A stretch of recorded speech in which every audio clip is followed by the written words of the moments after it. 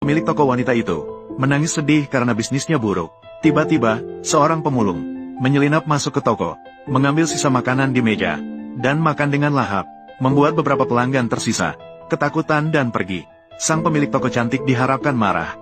Hasilnya, pemilik toko wanita tersebut sama sekali tidak peduli dengan bisnisnya, malah mengenakan gaun cantik, duduk di sebelah pemulung itu, membiarkannya makan dengan tenang, dan memerintahkan dapur untuk membuat lebih banyak. Namun pemulung itu, dalam kegembiraannya, malah kentut 8 kali berturut-turut, lalu malu-malu berdiri hendak pergi.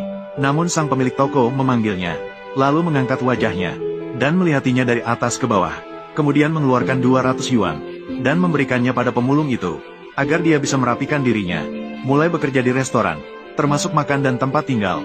Tanpa disadari, tindakan baik pemilik restoran ini akan membawa kepadanya balasan yang sangat besar.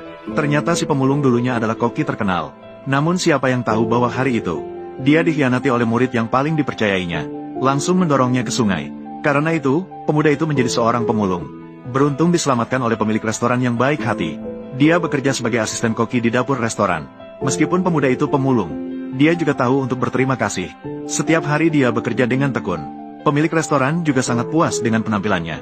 Akhirnya, di ajang kompetisi memasak yang akan datang, pemilik restoran merekomendasikannya kepada ayahnya untuk menjadi asisten. Ayahnya ingin menguji kemampuan dasar pemuda itu, lalu memintanya untuk memotong tahu. Double, mengapa kamu belum selesai memotongnya? Potong sepotong tahu. Lambat sekali. Sungguh lucu. Baiklah. Tahu sutra, pilihan cadangan. Kamu yang dipilih. Namun kakak senior justru tidak terima.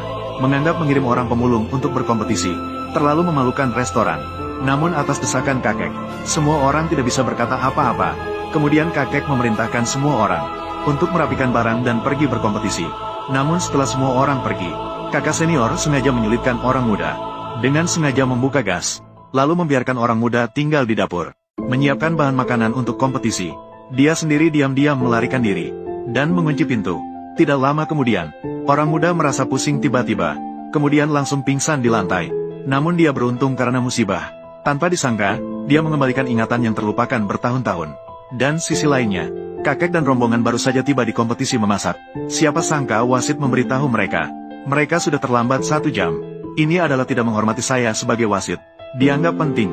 Tuan Lu, apakah ada kesalahpahaman? Ini pukul 10 tepat. Kami sangat tepat waktu. Waktu pertandingan adalah pukul 9. Saya sudah memberitahu semua orang sebelumnya. Apakah kalian tidak menerima pemberitahuan? Siapa yang memberitahu?